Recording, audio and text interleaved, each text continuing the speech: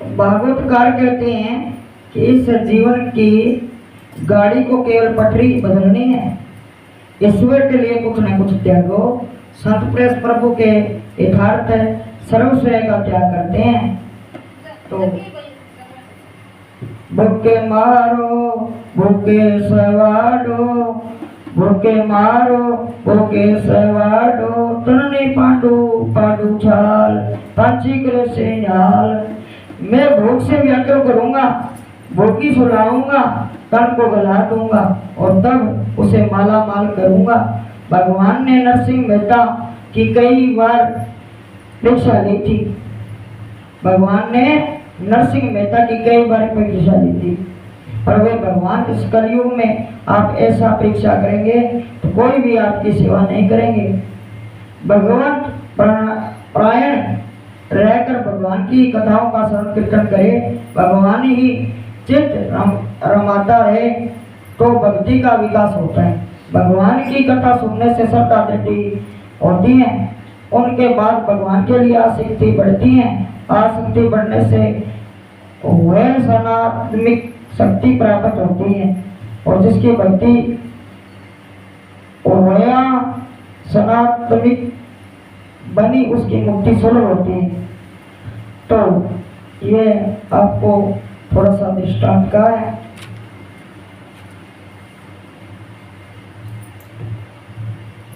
व्यास जी किसी विशेष स्वरूप का आग्रह नहीं किया, तुम्हें जो भी स्वरूप पसंद आए उसी का ध्यान करो। हे माता, तुम चतुर कपिल मुनि जी कहते हैं कि व्यास जी ने किसी विशेष रूप का आग्रह नहीं किया, तुम्हें जो भी स्वरूप पसंद आए उसे क्या ध्यान करो। कपिल मुनि कहते हैं माता, तुम चतुर्भुज नारायण के ध्यान करो। ध्यान करने से पहले ठाकुर जी के साथ संबंध स्थापित करना ही जरूरी है। दास्य भक्ति में पहले चरणों में दृष्टि शीतल करनी पड़ती है। बार बार मन को किसी भी एक स्वरूप में शीतल करो। ध्यान में तन्मयता होने पर संसार विस्मरण हो जाता है। ध्यान में देह भान और जगत भान विस्मृत होता जाता है। जो जो संसार का विस्मरण होता है त्यों त्यों प्रभु स्मरण में आनंद आने लगता है।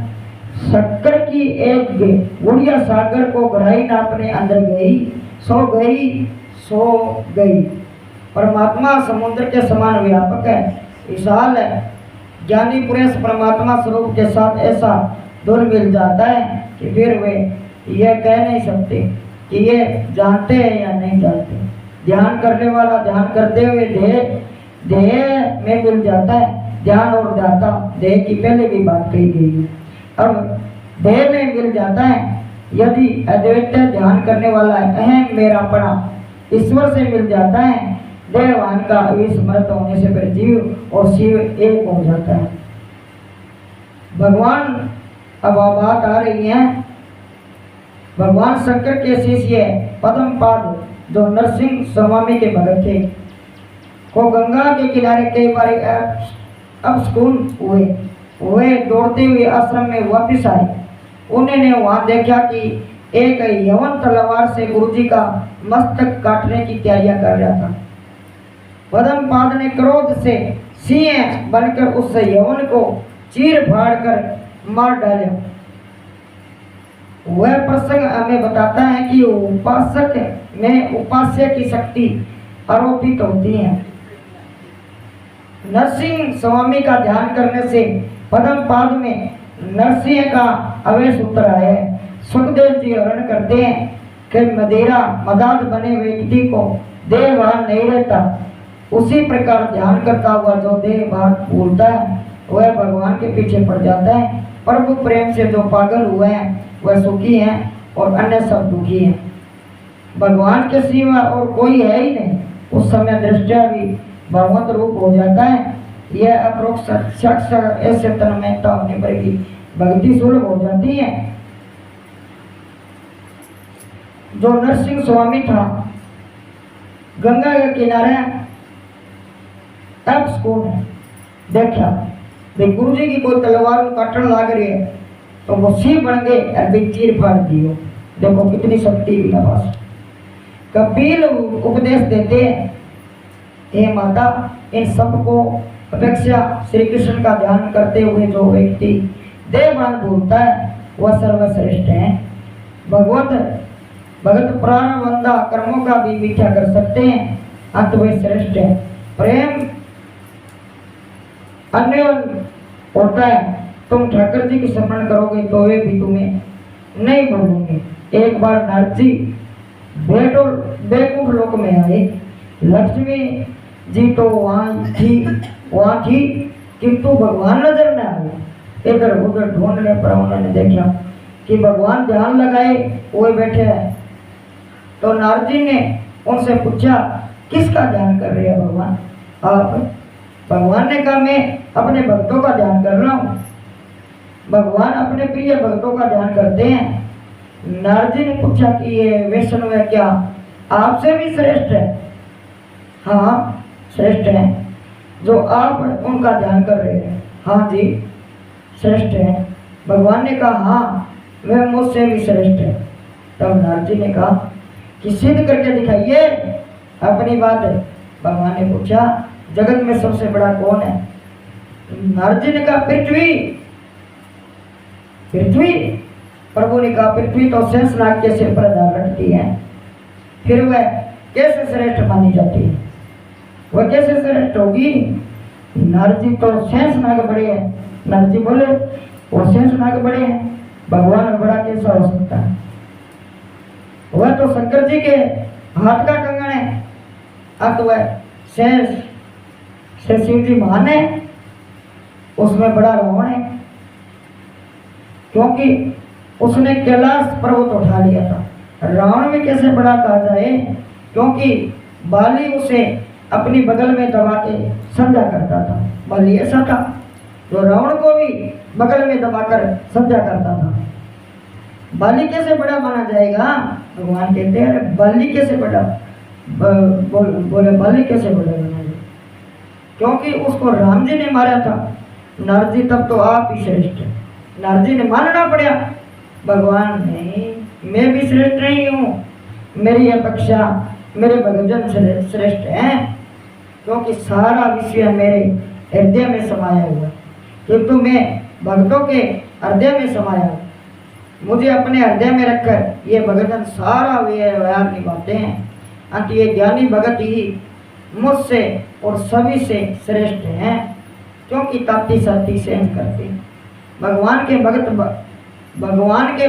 भगवान से ही आगे बढ़ गई, राम से अधिक राम कर दास। राम से बढ़कर अधिक रमा कर दासा, राम से अधिक रमा कर दासा, राम से बढ़कर रमा कर दासा, रमा कर दासा। हरि नाम तो मुक्ति न मांगे, हरि नाम मुक्ति न मांगे, मांगे जन्म जन्म कर रे, मांगे जन्म जन्म कर रे। नित्य सेवा नित्य कीर्तन, नित्य सेवा नित्य कीर्तन रे, सर्वानंद कुमार रे, नंद कुमार रे। धन्य विद्र बन्ने धन्य धन्य लीला, धन्य वर्धनावासी रे, धन्य वीरधनावासी रे। हरि नागना तो मुक्ति न मांगे, मांगे जन्म जन अवतार रे, अवतार रे। अष्टमा सिद्धि आंगणीय उभे, अष्टमा सिद्धि आंगणीय उभे।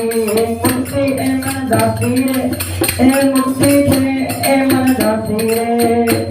भूतल भक्ति पदार्थ, भूतल भक्ति पदार्थ मोटो, भूतल भक्ति पदार्थ मोटो। ब्रह्मलोका में नाई रे, ब्रह्मलोका में नाई रे। हरिना जन तो मुक्ति न मांगे, मांगे जन्म जन्म के उदार रे, मांगे जन्म जन्म के उदार रे।